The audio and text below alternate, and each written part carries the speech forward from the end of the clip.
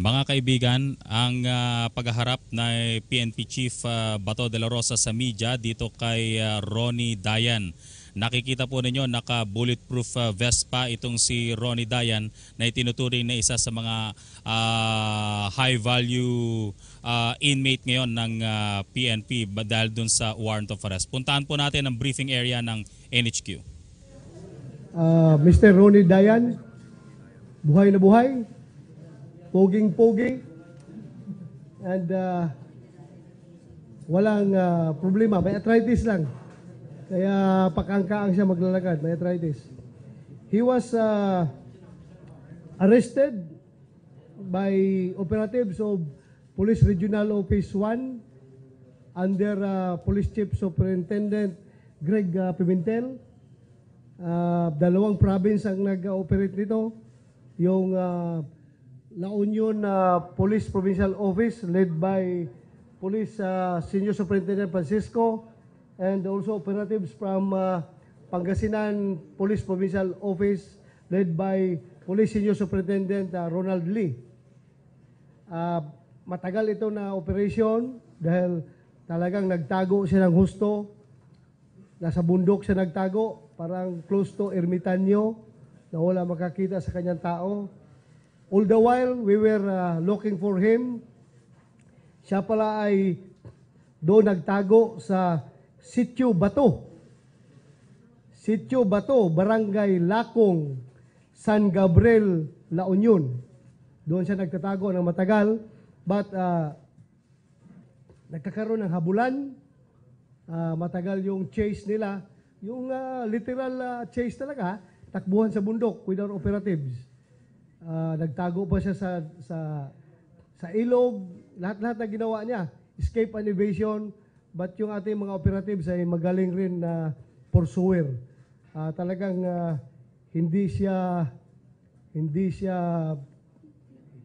tinigilan hanggat nahuli doon sa Sitio Turod, Barangay San Felipe, San Juan, La Union. Finally, doon siya nahuli kaninang umaga at around 11:55 in the morning. Per my interview with him, he told me that he's going to be a friendly witness to the Congress hearing, to the congressional hearing, which will be conducted either tomorrow or the following day. I told him, libre ka. You can either be a friendly witness or a hostile witness. It depends upon your choice kung anong gusto mo.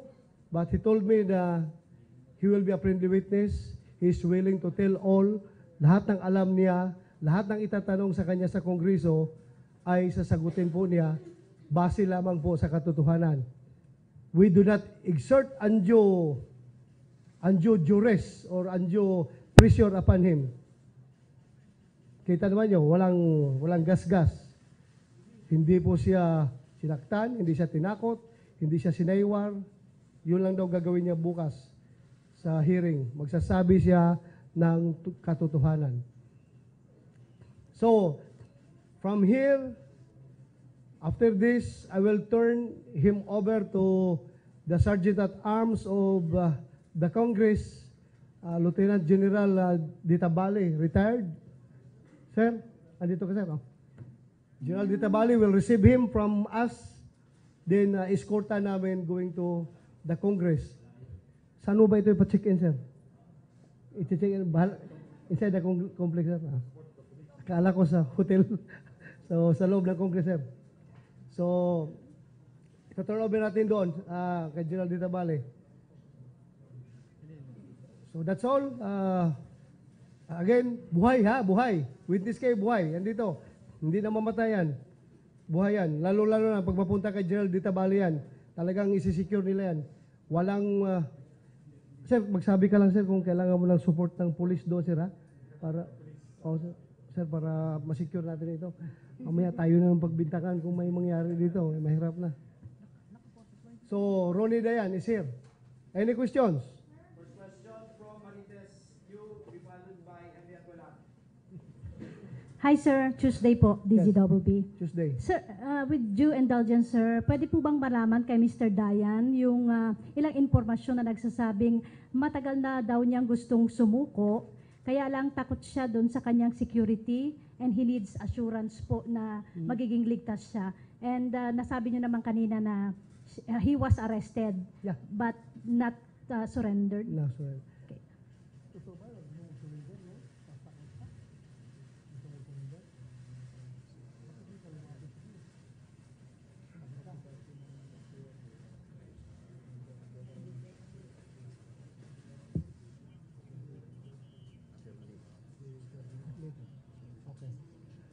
Actually, takot daw siya noon mag-surrender. Gusto na niya mag-surrender. Pero natakot siya sa safety niya unless daw ma-secure niya yung assurance ng provincial director ng Pangasinan na si Colonel Lee. Kaya nga yung kapatid daw niya naghahanap ng layasoning kay Colonel Lee. But apparently hindi ata na-establish kaya nagtago na lang siya. So gusto daw niya mag-surrender but takot siya, kaya nagtago siya. Tingnan nyo, walang pusas, ha? Hindi na pinupusasan. He's free as a bird. Pero, siniguro lang namin na meron siyang protection. Pero dito, wala. Pwede siya tirahin dito. Dito, safe siya dito. Sir, follow up lang sir.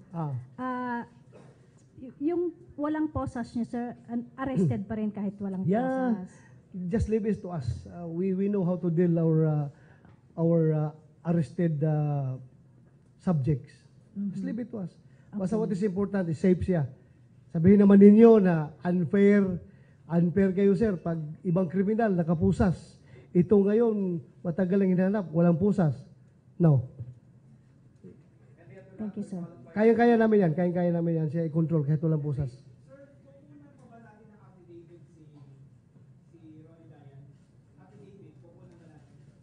Affidavit?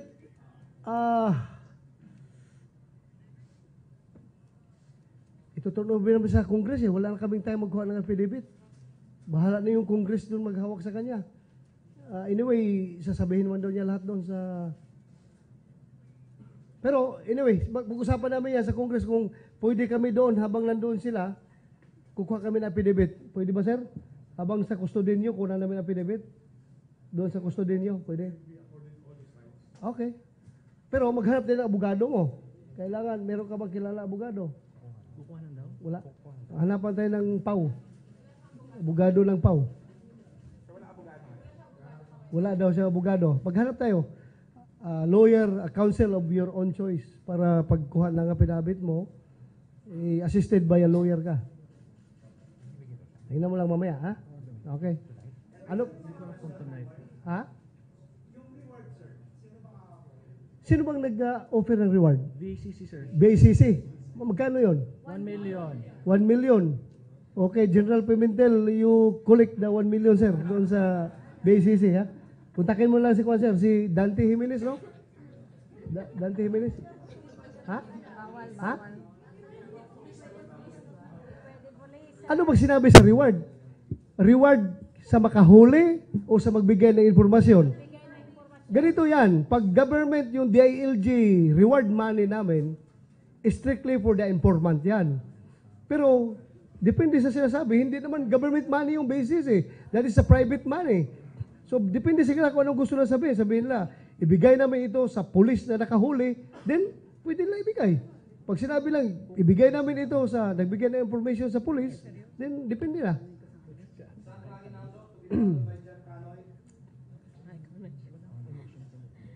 Sir, we know this has been asked earlier, no? Pero dahil narito na rin po kayo at si Ronnie Dayan, gusto namin po i-clarify kasi po may lumabas na informasyon last weekend, last Saturday, na nahuli na po siya. At ang implication po is that hindi siya tunay na nahuli ngayon at merong delay na ilang days. Kindly clarify this, sir.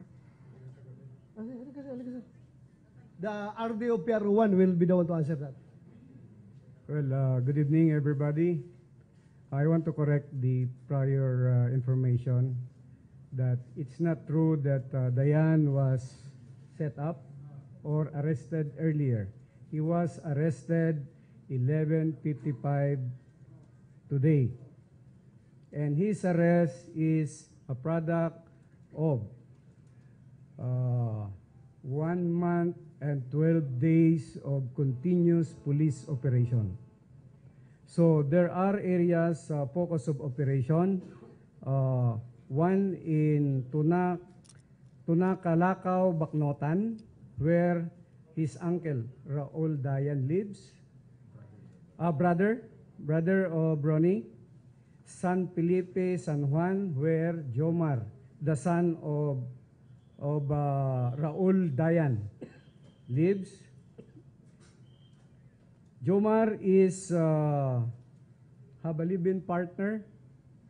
The uncle is the owner where the place he put up his nipa hut and where he put his manok. Yung sinasabi niyong mga manok. So, for 1 month and 12 days, we exerted effort, intelligence build-up to confirm if really Dayan is present there. So tuloy-tuloy po ito. And it's in November 17, I alerted PD La Union and PD Pangasinan to exert effort in Sitio Bato, Barangay Lakong, and here in Barangay Turod. So we focus operation for 6 days and 6 sleepless nights, composed of RPSB, 1 PPSC La Union, and 6 municipalities and 1 city.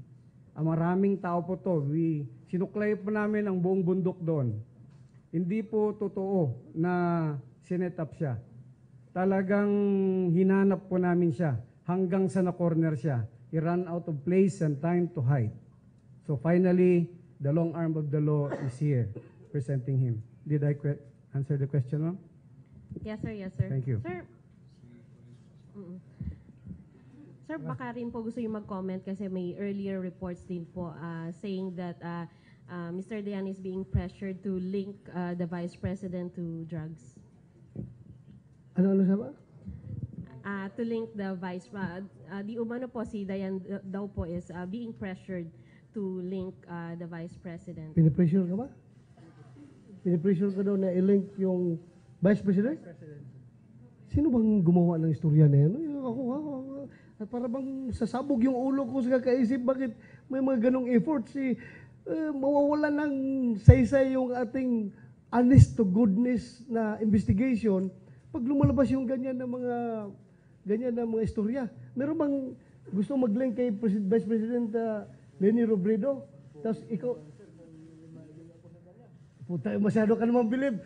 Hindi, i-link mo daw sa illegal drug trade. Sir, pwede siya sa mic? Pwede po si Mr. Dayan.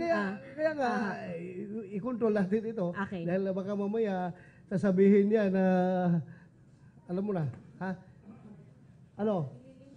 I-link mo daw. Walang effort na gano'n. Please, itanggalin nyo sa utak nyo yung gano'n na balita.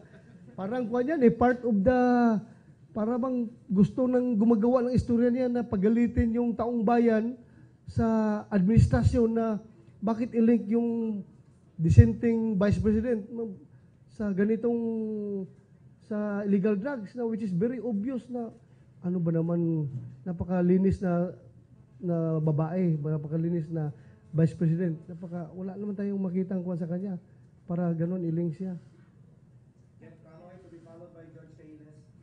Sir, just wanted to clarify again. Kasi earlier this morning, sir, ang term ng regional office was surrender. Nag-voluntary surrender si Mr. Surrender. Dayan. Tapos ngayon, sir, sinasabi niyo po arrested. Ano po ba talaga, sir? Alam mo, maraming gumagawa ng istorya. But please, andito na ngayon yung regional director, in-explain na niya lahat-lahat.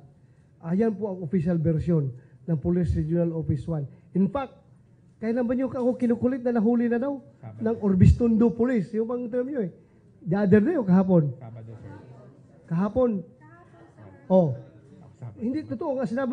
Sinasabi ko sa inyo, hoax yan. Hindi yan totoo dahil tinatanong ko sila, hindi pa doon lang nahuli. Ngayon lang nahuli. Nung nahuli na kagad na kanina 11 o'clock, 11:30 something, tumawag agad sila na ito na, nahuli na namin.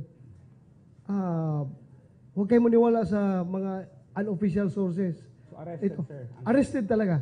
May follow-up ako. Arrested. Sir, pwede bang matanongin kay Mr. Dayan lang kung ano po ba yung dinanas niya over the last few weeks na nagtatago siya? At ano po yung nag-compel sa inyo na sumuko na finally? Sumuko, hindi ka siya sumuko. Nahuli na...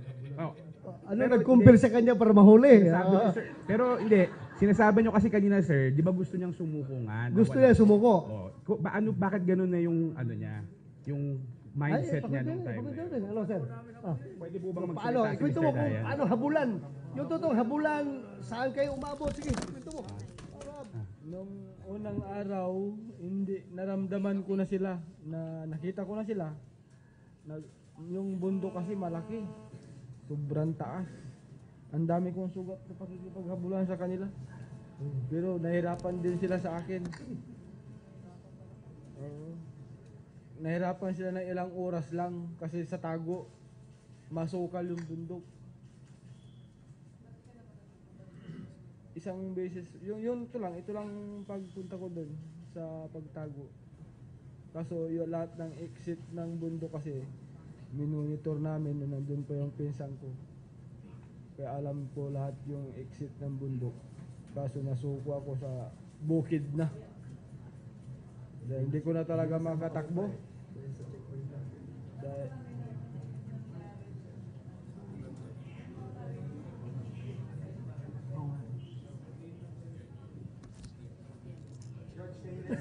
hindi pwede. Sa pag-imbestiga, hintayin na lang natin may investigasyon, ma'am. Huwag ngayon. Sir, Sabihin na niya bukas, pag tinanong siya doon sa Congress na, lahat ng alam niya. Dito baka ma-preempt na yung mga sasabihin niya. Doon na lang, pag tinatanong siya, sagutin niya.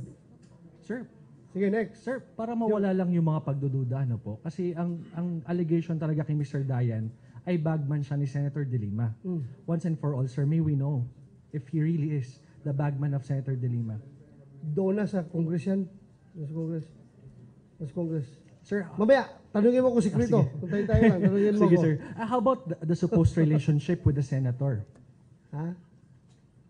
The sup- Inamin naman ni Senator sa kuwan, di ba? sir, how about Inamin naman Mr. niya. Or Ikaw, baka pwedeng one didinay way. mo yung Is kuwan. it true that Didinay mo they yung are in a kuwan namin. relationship? Totoo po, may relasyon kami. 7 years. 7 years. 7 years.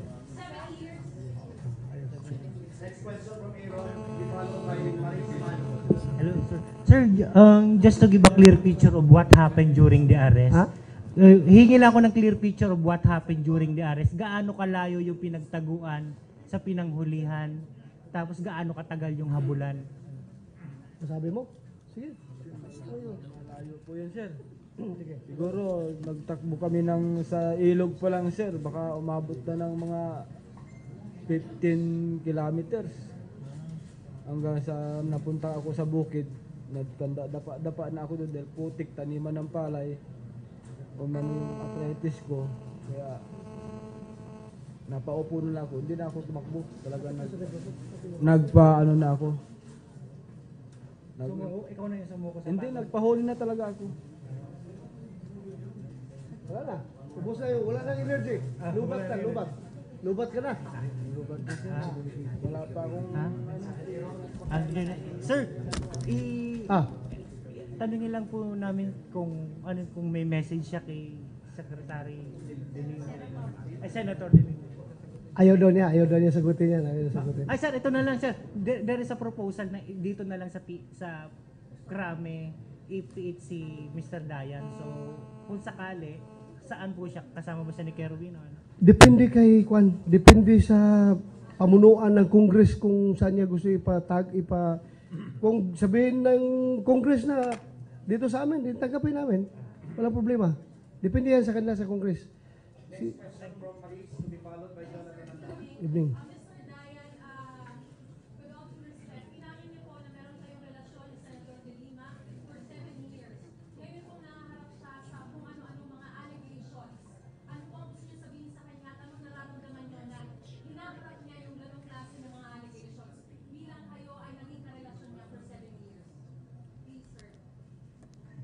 Gusto mo sagutin?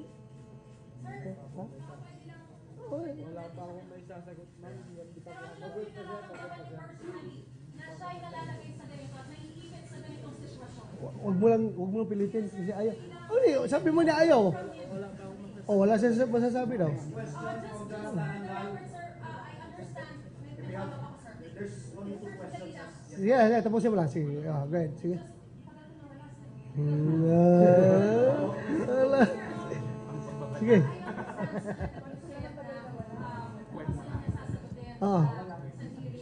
Pero ang dami-daming allegations na kayo ay tumanggap ng 10 million pesos. Just for the record, sir. Upang tumanggap kayo ng 10 million pesos para kay Dilima, para gamitin sa kanyang campaign. Just for the record, sir. At ito na, nakaharap na yung lahat ng mga tao at Bukas na po yan, ma'am. Bukas na daw. Diretso ng pag... Respetuhin na lang natin. Respetuhin na lang natin. Kung gusto mo malaman ng totoo, tanungin mo ako mamaya. Huwag lang galing sa kanya dahil bukas na doon niya sabihin. Ayaw niya ma-preempt yung Congress. Baka sabihin ng Congress, nauna na tayo dito nag-hearing.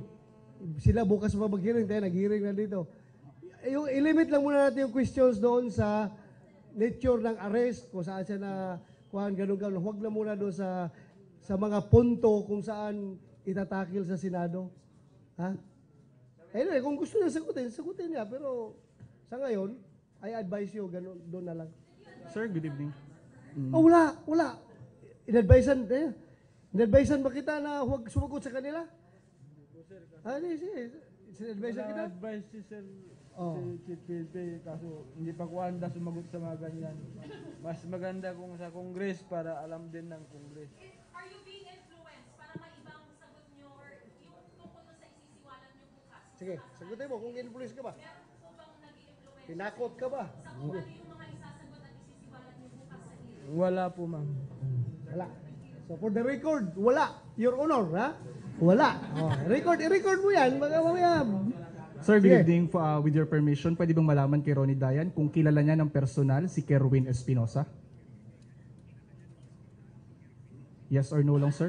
Wala ka. Kilala niyo po ba Bukas mo ng sabihin. personal si Kerwin Espinosa? Bukas. Bukas. Totoo. Yung Yes, baka sir. magalit ng mga congressman dahil itatanong bukas sa congressman yan sa hearing sa Congress. Tapos ngayon, sabihin na si Bato nag-hearing na doon sa Krami. Wala, mali yun. Kaya ilimit muna natin doon sa circumstances of his arrest. Huwag na doon sa mga punto Okay, sir. na Isa pa po. i-take up ng ang Okay, Congress sir, isa pa bukas. po. Totoo po ba na meron talagang protector na LGU? Itong si Ronnie Dayan, sir? With your permission? May nagtago. May yan, nagpoprotekta daw sa inyo sa Northern Luzon? Barangay Kapitan. Wala ni isa, sir. Wala ang nag-protect sa akin, walang nagtago sa akin. Kusang loob ko nagtago. So sino lang po ang kumupkup sa inyo, sir? Wala rin nagkupkup. Basta yung pinagtayuan ng bahay kubo ko doon ay pag-aari ng lupa ng uncle ng asawa ng pamangkin ko. Wala po kayong kasama doon, sir? Wala, mayroon, papunta-punta lang doon. Hindi siya stay na nandun. Paano po yung pang-araw-araw ninyo? Saan nyo po kinukuha yun, sir? Nagtatanim ako ng gulay. Kaya ako nagkaroon ng arthritis dahil sa sitaw. Gulay araw-araw po yung kinakain ninyo. Simula na nagtago kayo. Thank you. Kung ako may buhok, sino mas pogi sa amin dalawa? Ha? Kung may buhok, imagine yung may buhok. Ha? Sige, next question.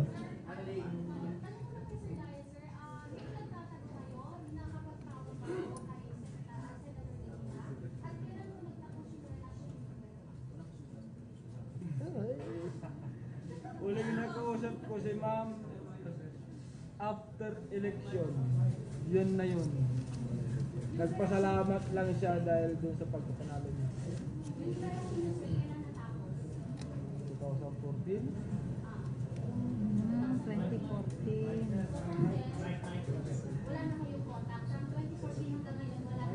Wala na.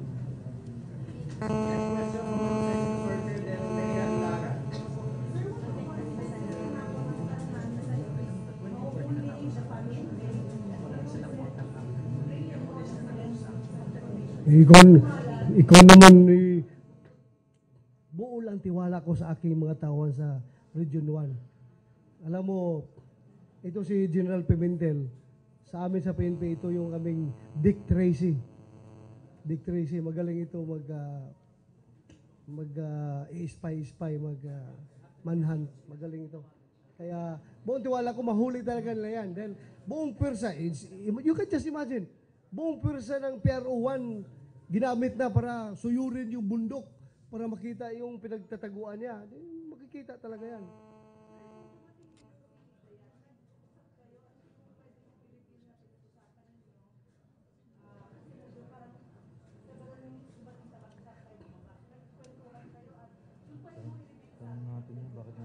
Yeah, I must be honest with you. Tinanong ko siya about Kerwin Espinosa. Tinanong ko siya about Senator De Lima. Yun lang. I must be honest with you. Yun ang pinag-usapan namin. Then, ang response niya is, sa akin na yun. I don't want to preempt him sa kanyang sasabihin bukas sa Congress. May idea na ako. Ha? Anong gusto mo? Ganon o ganon? Anong ganon mo? Sige, next.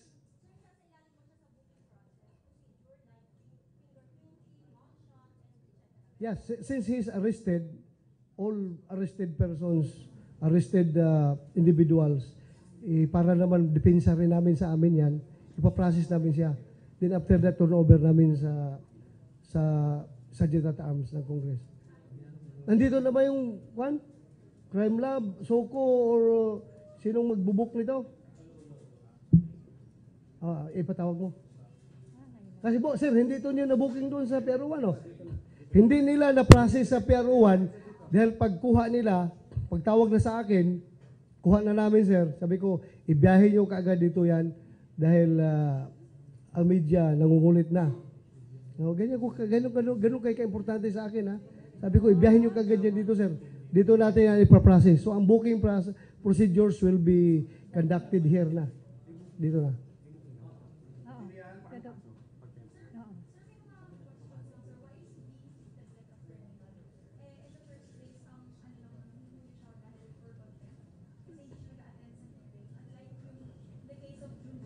This will say otherwise. Oh.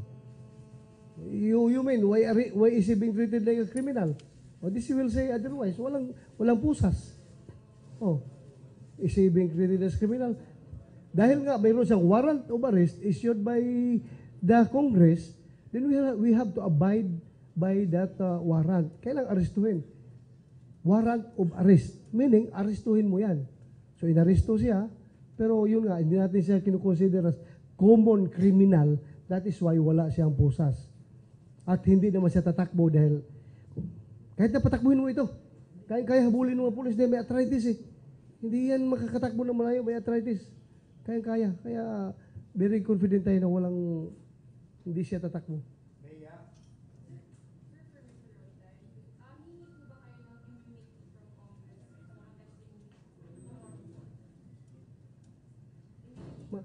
Masyadong kuha na, technical na yan.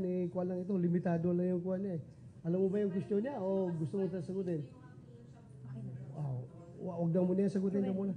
Technical na kasi, baka kailangan niya ng kuha ng lawyer. Immunity. Last two questions from Ruel Perez. Sir, kay Sir Ronnie Dayan, bakit binanggit niya kanina nagpasalamat siya kay si Senator De Lima, nagpasalamat sa kanya. Bakit po nagpasalamat? After election. Doon po sa pagkapanalo niya bilang senador. Bakit po? May naitulong po kayo o may... Kahit pa paano, sir, tumulong din ako. Nagkumpanya, kabit-kabit ng mga niya, poster. Yun lang. Last question. One more. Okay na tayo? Oh.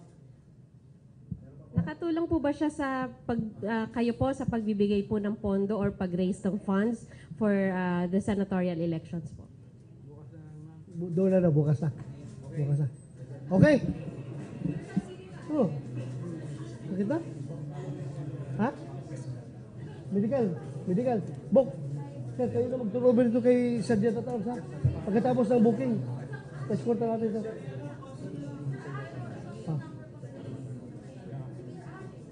Gusto niyo tanungin si General Dita Bale? Okay, sir. Sige, sir. Sige, sir. I-book muna namin, sir, ha? Okay na? Ha? Oh, mukhang dissatisfied ka sa interview mo, eh. Sir. Okay na. Andito ako. Magtanong kayo. Sige. Tanong, ano? Wala? Sir, para bukas. Ha? Pambukas, sir. Pambukas, sir. Bukas? Bukas, meron kami Senate hearing. Ewan ko kung sasabay yung Congress hearing, magka-divide yung aming kwan, yung aming...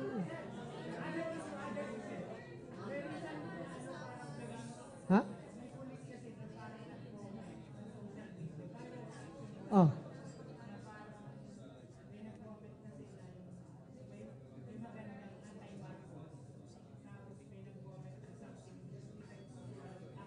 Ha?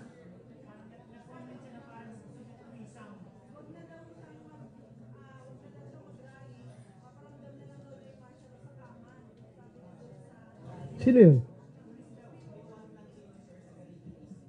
18. Bakit naging pulis yun? Baka hindi nakapasa ng neuropsychiatric exam yun. Bakit gano'n yung utak ng pulis na yun?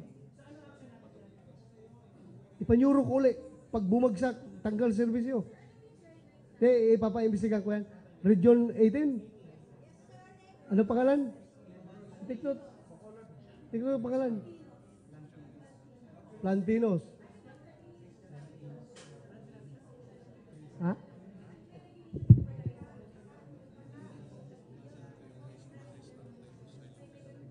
Actually, wala pa kaming magtanong ako sa aming ITMS.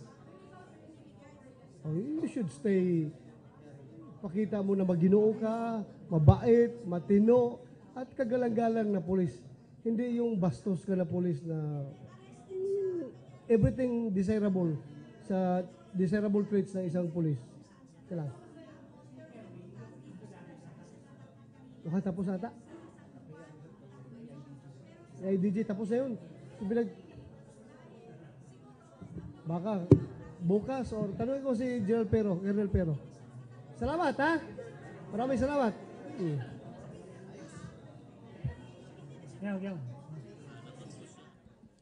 Ayan po ang pagtatapos ng press briefing nitong si PNP Chief Bato de la Rosa na iniharap pa itong si Ronnie Dayan. Nilinaw po niya, arestado itong si Ronnie Dayan at hindi kusang loob na sumuko matapos ang ilang buwang na pagtatago, matapos na masangkot ang kanyang pangalan sa issue ng kalakalan na ipinagbabawal na gamot na base na rin sa order of arrest na ipinalabas ng House of Representatives. Ngayon ay papasa muna sa Congress Senate Sergeant at Arms itong si Ronnie Dayan. Pero bago yan ay kukuhanan muna ito ng ilang medical dahil nga merong itong iniindang arthritis at yung usual booking procedures. Kinabibilangan niya ng mga pag-aalam sa kanya ng ilang mga impormasyon at ang sasalaysay na rin ng Philippine National Police sa order of arrest na ginawa dito kay Ronnie Dayan. Mamaya sa PTV News at 6 ay kumpletong ihahatid ko pa ang ilang mga detalye kaugnay ng mga pinag-usapan dito po sa paghaharap sa media kay Ronnie Dayan. Para sa PTV News, ako po si George Bandola.